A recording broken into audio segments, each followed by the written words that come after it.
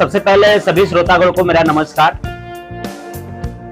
आज इस पावन रक्षाबंधन के पावन शुभ अवसर पर हम केवल भाई बहन के रिश्ते की बात नहीं करेंगे। आज उस हर एक बहनों के सपनों की बात करेंगे जो अपने दिल में सजोए हैं और सजोए रहती हैं। तो आज इस शॉर्ट पॉडकास्ट वीडियो में हमारे साथ सुपर पब्लिक स्कूल की दो मेहमान जुड़े हैं। रिस्पेक्टेड शिक्षिका यहाँ पर है वरुणा मिस और यहाँ पर सोनी मिस जो साइंस के टीचर हैं। तो हम अपनी शुरुआत कुछ चंद सवालों से करेंगे।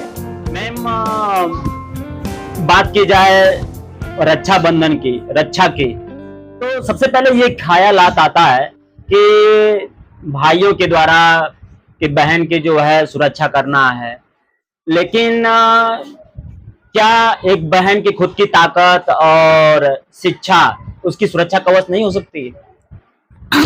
सर, जहाँ बात आती है बहन की ताकत और शिक्षा की, तो वो उसकी स्वयं सुरक्षा हो सकती है, बिल्कुल हो सकती है। क्योंकि एक लड़की का आजकल के मॉडर्न युग में पढ़ना लिखना और उसका सशक्त बनना ये बहुत जरूरी है। और एक भाई के लिए, उसकी बहन के लिए ये उससे अच्छा उपहार कुछ नहीं हो सकता रक्षाबंधन का, कि वो अपनी बहन को सशक्त करे, पढ़ाई लिखाई, अपनी बहन को सशक्त करे, उसका अच्छा मार्गदर्शन करे। और ये बातें बहनों पे भी लागू होती है कि अपने भाई को कभी पथभ्रष्ट ना होने दे। वो अपने भाई को ये सिखाए कि जैसे हम आपकी बहनें हैं वैसे बाकी सब भी आपकी बहनें हैं। तो वो और भी लड़कियों को अपनी बहनों की नजरों से ही देखे, उनके सुरक्षा के लिए खड़ा रहे जैसे वो अपनी बहन के लिए खड़ा है। जी नहीं, अक्सर ये देखा जाता है कि जो राखी बांधने का जो सिस्टम है, ये लगता है कि एक भाई की ही जिम्मेदारी है कि बहन की सुरक्षा करना, लेकिन मुझे ऐसा लगता है कि दोनों एक पूरक है। हम दोनों को भी जो है सुरक्षा करने की जरूरत है। क्या इस पे क्या कहना चाहेंगे? जी हाँ सर, आपका कथन बहुत ही अच्छा है। सही बात है कि भाई बहन दोनों एक दूसरे के पूरक हैं। अगर हम भाई को रक्षा सूत्र बांधकर भाई को रक्षा का वचन दिलवा रहे हैं, तो हमारा भी ये कर्तव्य बनता है बहन होने के नाते कि हम अपने भाई की कठिनाइयों में, उसकी मुश्किल घड़ियों में उसके साथ उसका सुरक्षा कवच बनकर खड़ी रहें। तो क्या आप मानते हैं कि बहनों की रक्षा करना केवल भाइयों की जिम्मेदारी है और क्या समाज की जिम्मेदारी नहीं है? बहनों की रक्षा करना, बेटियों की रक्षा करना सिर्फ भाई की नहीं, पूरे समाज की जिम्मेदारी है। क्योंकि अगर बेटियां सुरक्षित रहेंगी तभी तो वह आगे चल के आपका आने वाला कल बनाएंगी। एक बेटी ही बहू बनती है, पत्नी बनती है, आने वाला कल वह ही संवारती है। तो उनका सुरक्षित रहना भी बहुत जरूरी है। तो इसलिए मेरा ये मानना है कि सिर्फ भाइयों की नहीं, पूरे समाज की जिम्मेदारी है। रक्षाबंधन में अक्सर लोग ये सोचते हैं कि जब रक्षा बांधा जाता है तो ये भाइयों की ही दृष्टिकोण से, भाई और बहनों की, कि भाई रक्षा कवच बनेंगे। लेकिन मुझे ऐसा लगता है कि बेटियों, हर एक बहन की सुरक्षा, वो हमारी बेटी भी हो सकती हैं, बहन भी हो सकती है, वो आगे चल करके हमारी बहू बनेंगी, माँ बनेंगी। तो ये पूरे सर समाज की जिम्मेदारी है। बहुत अच्छा। इस रक्षाबंधन के पीछे की कोई ऐसी धार्मिक धारणाएं क्या है? क्या सर, ये धारणा तो सीधे आती है हमारे महाभारत काल के युग से, हमारे द्वापर युग से, कि जिसमें हम सब जानते हैं कि कौरवों पांडवों का युद्ध रहा था। लेकिन उसमें जो पांडवों की जो पत्नी थी, यानी कि हमारी जो महारानी द्रौपदी थी, उन्होंने भगवान श्री कृष्ण को अपना भाई बनाया था। जब उन्होंने, जो शिशुपाल थे, उनकी माता ने उनसे एक वचन लिया था कि मेरे बेटे के आप 100 गुनाहों को माफ करेंगे और 101 पे उसका आप वध कीजिएगा। तो जब शिशुपाल के 101 हुए तो भगवान ने अपने चक्र सुदर्शन से उसके शीश को अलग कर दिया था धड़ से। फिर उन्हीं के चक्र सुदर्शन से उनके रक्त स्राव हो गया, यानी कि उनकी कुंडली से खून बहा। और रक्त को देख के द्रौपदी ने बहन की तरह अपनी साड़ी का एक टुकड़ा फाड़ के उनकी उंगली पे लपेटा था, एक भाई की रक्षा के लिए। तब वहां पे भगवान ने अपनी महारानी ने अपनी बहन मानकर द्रौपदी को अपनी बहन माना और कहा कि जब भी समय आएगा आप तुम्हारे जीवन में ऐसा, तो मैं सूद समय तुम्हारे इस रक्षा का बंधन निभाऊंगा। और जब चीर हरण के समय, सब जानते हैं हम कि दुशासन ने चीर हरण किया था, दुशासन ने, तो उस समय भगवान ने ही उनके चीर को बढ़ाया था और उनकी मर्यादा को बचाया था, एक भाई का कर्तव्य निभाया था। चलिए, बहुत शानदार आपने जानकारी देने का, आपके द्वारा जो जानकारी दिया गया है बहुत अच्छा लगा। एक और मेहमान है, हमारी शिक्षिकाएं सोनी मिस। मैं कुछ आपसे भी जानने की कोशिश करूंगा। सबसे पहले अपना थोड़ा परिचय दे दीजिए तो बेहतर रहेगा।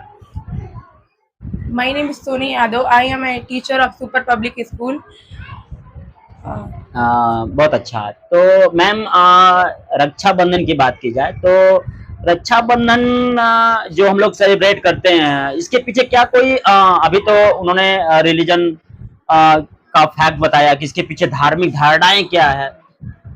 आप साइंस के टीचर भी हैं तो जानने की कोशिश करूंगा कि इसके पीछे साइंटिफिक रीजन क्या है। अगर हम रक्षा की बात की जाए, रक्षाबंधन की बात की जाए, तो इसके पीछे मुझे उम्मीद है कि आपको शायद जानकारी होगा।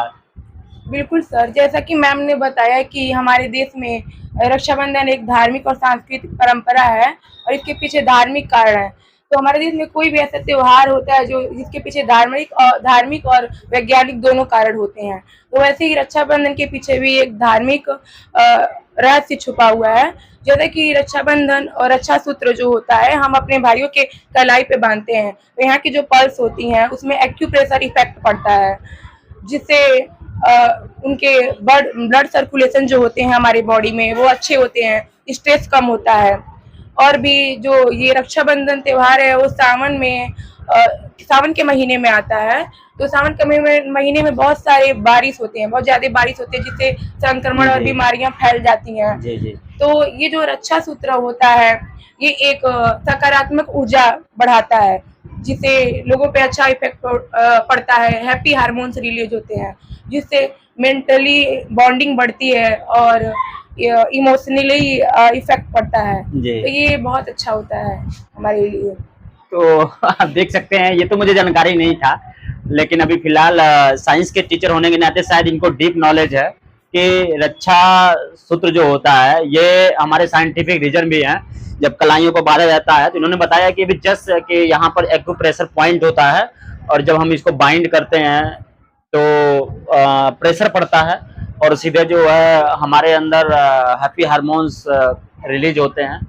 तो इसके पीछे साइंटिफिक रीजन भी है, अभी मैम बताई हैं कि इसके पीछे जो है रिलीजन्स भी है। तो ये सही भी है कि हर एक कार्य के पीछे रीजन होते हैं, फैक्ट होते हैं। तो जो अभी दोनों हमारे शिक्षिकाएं मेहमान हैं, उन्होंने अपनी बात को रखा। काफी मुझे ऐसा लगता है कि एक जागरूक के तौर पर जो उन्होंने अपनी बात को रखा गया है। तो दोस्तों, रक्षाबंधन,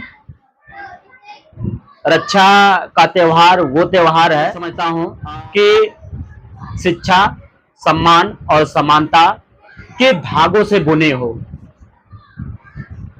और तभी जो है हम इस रिश्ते को जो है पवित्र रिश्ते के रूप में ढाल पाएंगे। तो मैं आप सबको जो है धन्यवाद करता हूं कि आप सब लोगों ने अभी तक वीडियो को देखा। कैसा लगा हम लोग की जो है ये छोटा सा जो है संदेश देने का, कमेंट करके जरूर बताइए। और अच्छा लगे तो और भी लोगों के पास इसको वीडियो को पहुंचाइए, शेयर करिए। धन्यवाद।